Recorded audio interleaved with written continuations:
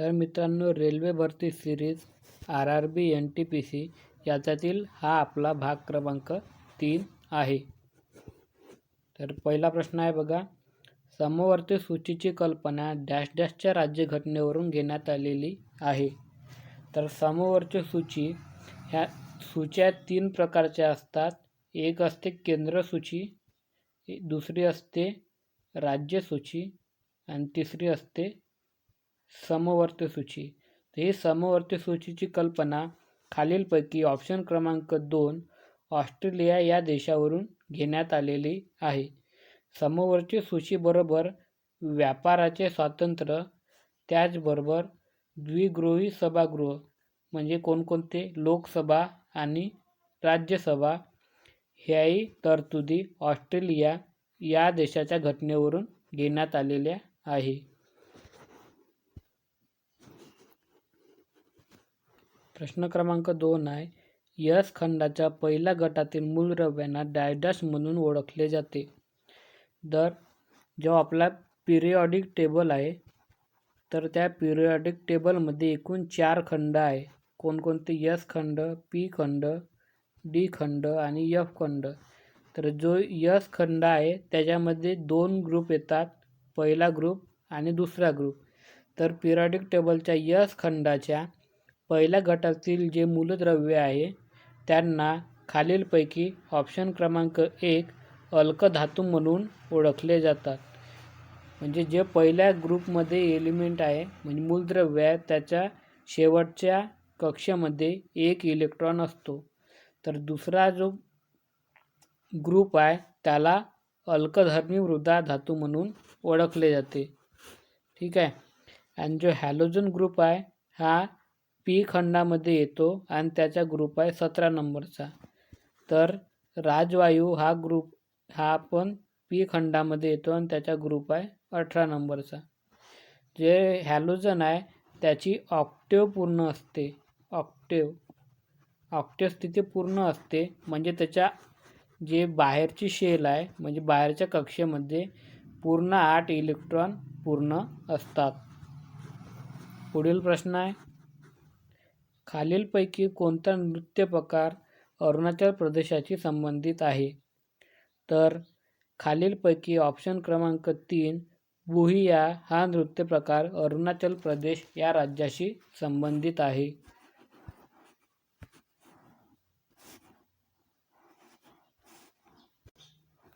इथे काही भारतातील राज्य व त्याचे नृत्य प्रकार देण्यात आलेले आहे. तर व्हिडिओ पॉज करून हे राज्य आणि नृत्य प्रकार पाहणे आणि लक्षात ठेवणे गरजेचे आहे. पुढील प्रश्न आहे, ऑपरेशन ड्युरंडल दरम्यान फ्रान्सने कोणत्या प्रकारच्या क्षेपणास्त्राची यशस्वी चाचणी केली? तर ऑपरेशन ड्युरंडल दरम्यान फ्रान्सने खालीलपैकी ऑप्शन क्रमांक 3 आण्विक क्रूझ क्षेपणास्त्र या प्रकारची यशस्वी चाचणी केलेली आहे. पुढील प्रश्न आहे, भारतीय संविधानातील खालीलपैकी कोणता अनुच्छेद पदव्या व किताब नष्ट करणे याच्याशी संबंधित आहे?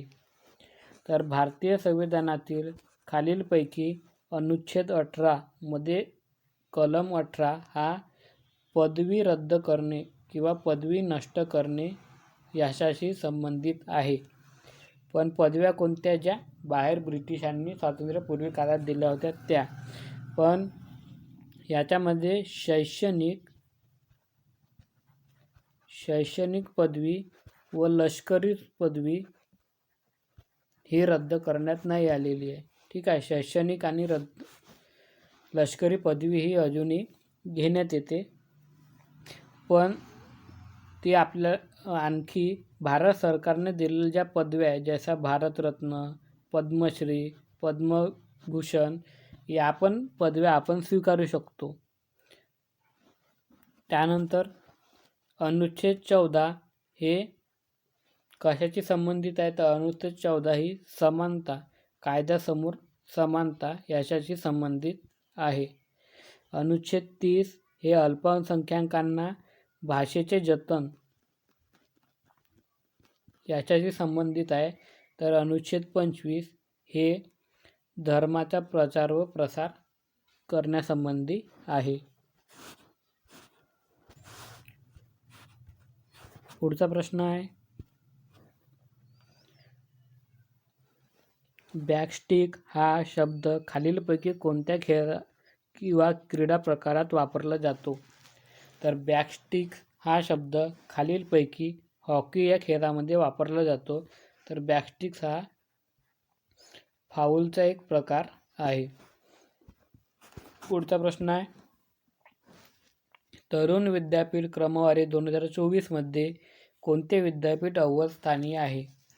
तर खालीलपैकी ऑप्शन क्रमांक 1 नायनांग टेक्निकल युनिव्हर्सिटी सिंगापूर हे तरुण विद्यापीठ क्रमवारीमध्ये अव्वल स्थानचे विद्यापीठ आहे. पुढील प्रश्न आहे, 2011च्या जनगणनेनुसार खालीलपैकी भारतातील सर्वात कमी लोकसंख्या असलेले राज्य कोणते आहे? तर 2011च्या जनगणनेनुसार भारतातील सर्वात कमी लोकसंख्या असलेले राज्य खालीलपैकी ऑप्शन क्रमांक 2 सिक्कीम हे राज्य आहे. तर आपल्याला सिक्कीम या राज्याची लोकसंख्या किती आहे? 6.11 लाख एवढी लोकसंख्या 2011च्या जनगणनेनुसार आहे. तर आपल्याला लोकसंख्या कमी असलेल्या राज्याची एक ट्रिक आहे. कोणती आहे ते? मी अरुण गोव्याला गेले. ठीक आहे. तर पहिलं राज्य आहे सिक्कीम, दुसरं आहे मिझोराम, तिसरं आहे अरुणाचल प्रदेश आणि चौथं आहे गोवा. मी अरुण गोव्याला गेले हे कमी राज्य असलेल्याची ट्रिक आहे. तर जास्त लोकसंख्या असलेल्याची ट्रिक कोणता आहे रे?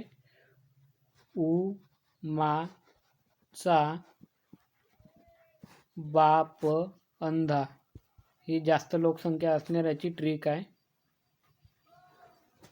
तर याच्यामध्ये काय, म्हणजे उत्तर प्रदेश, मा म्हणजे महाराष्ट्र, चाचं काहीच नाही आहेत, बा म्हणजे बिहार, प म्हणजे पश्चिम बंगाल, तर अंधा म्हणजे आंध्र प्रदेश. तर हे याची ट्रिक आहे. तर इथे आपल्याला दिलं आहे उत्तर प्रदेशाची लोकसंख्या सगळ्यात जास्त आहे, त्यानंतर महाराष्ट्र, बिहार, पश्चिम बंगाल, मध्य प्रदेश यांची लोकसंख्या आपल्याला दिली आहे.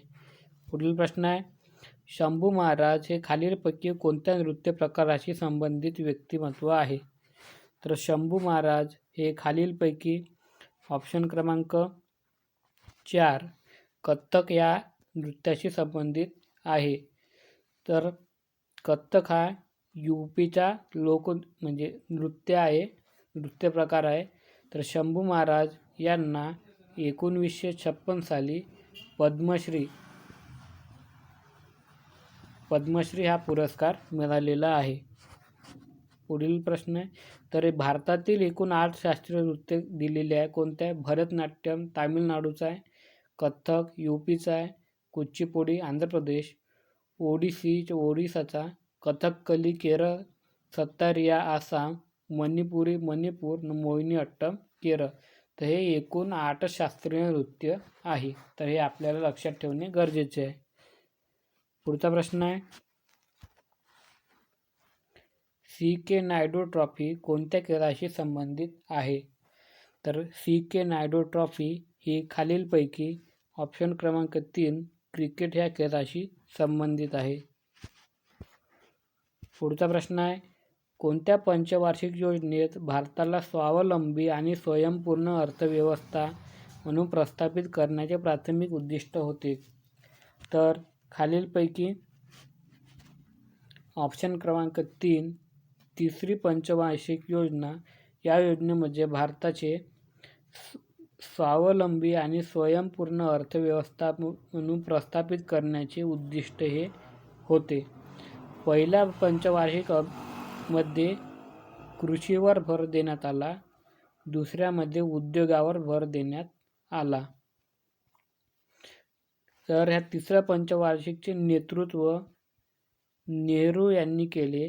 हिचा कार्यकाळ 1961 ते 66 दरम्यान होता. तर याचे उपाध्यक्ष गाडगीळ हे होते. या योजनेमध्ये दुष्काळ व युद्ध झालते, त्यामुळे ही फेल ठरलेली पंचवार्षिक योजना आहे. तर पुढचा प्रश्न आहे, बांगलादेश कोणत्या वर्षापर्यंत पाकिस्तानचा भाग होता?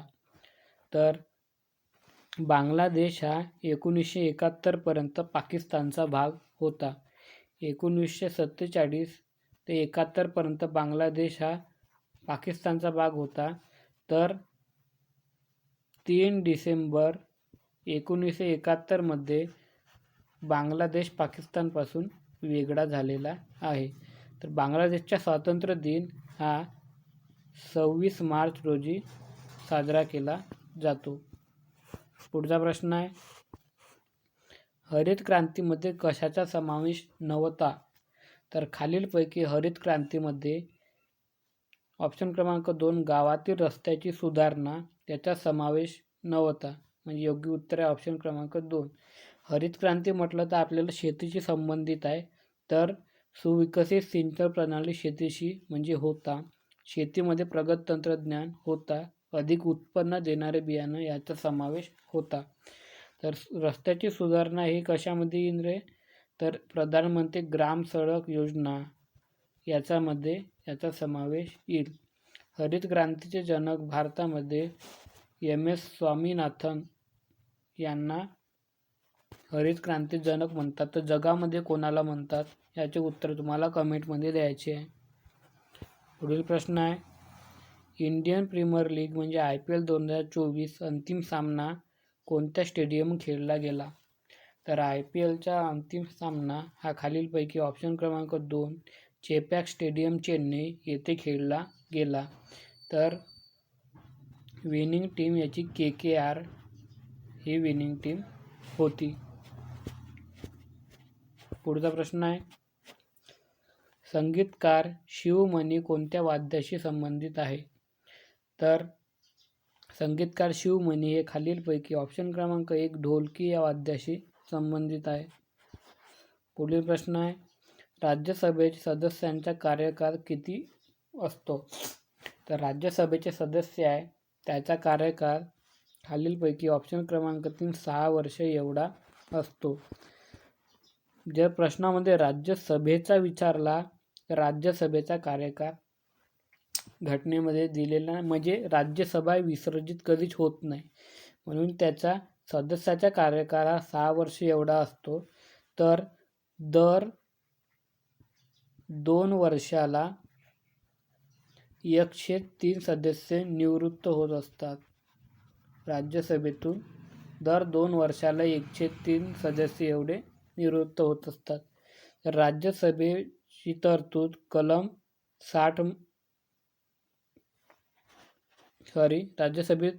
कलम 80 मध्ये देण्यात आलेली आहे. तर एकूण कमाल सदस्य म्हणजे जास्तीत जास्त 250 एवढ्या सदस्याची कॅपॅसिटी आहे. तर आता 245 एवढे सदस्य तिथे आहे. तर राज्यसभेमध्ये 12 सदस्य हे राष्ट्रपतीद्वारा नामनिर्देशित केले जातात. तर हे कला, विज्ञान, साहित्य व समाजसेवा या क्षेत्रामधून निवडले जातात. राज्यसभेचे सभापती असतात ते भारताचे उपराष्ट्रपती हे राज्यसभेचे सभापती असतात. पुढचा प्रश्न आहे, थाईपुसम हा धार्मिक उत्सव कोणत्या भारतीय राज्यात साजरा केला जातो? तर थाईपुसम हा धार्मिक उत्सव खालीलपैकी ऑप्शन क्रमांक 4 तामिळनाडू या राज्यात साजरा केला जातो. पुढील प्रश्न आहे, प्लासीच्या लढाईनंतर यांना बंगालचा नवाब करण्यात आला. तर प्लासीच्या लढाईनंतर खालीलपैकी ऑप्शन क्रमांक 2 मीर जाफर यांना बंगालचा नवाब करण्यात आले. पुढचा प्रश्न आहे, आंतरराष्ट्रीय अहिंसा दिन डॅश डॅश म्हणजे कोणत्या दिवशी साजरा केला जातो? तर आंतरराष्ट्रीय अहिंसा दिन हा खालीलपैकी ऑप्शन क्रमांक 3 2 ऑक्टोबर म्हणजे गांधीजी यांची जयंती या दिवशी अहिंसा दिन साजरा केला जातो. पुढील प्रश्न आहे, डॅश या भारताच्या पहिल्या महिला मुख्य निवडणूक आयुक्त होत्या. तर खालीलपैकी ऑप्शन क्रमांक 3 रमादेवी ह्या पहिला महिला मुख्य निवडणूक आयुक्त होते. तर प्रतिभादेवी पाटील ह्या पहिल्या महिला राष्ट्रपती होत्या. मीरा कुमार ह्या पहिल्या महिला लोकसभा सभापती होत्या. तर निर्मला सीतारामन ह्या आता आपल्याला माहीतच आहे. आणखी रमादेवी ह्या पहिल्या महिला राज्यपाल होत्या. तर मित्रांनो, अशाच व्हिडिओकरिता व्हिडिओला लाईक करा, शेअर करा व आपल्या चॅनलला सबस्क्राईब करा. थँक्यू.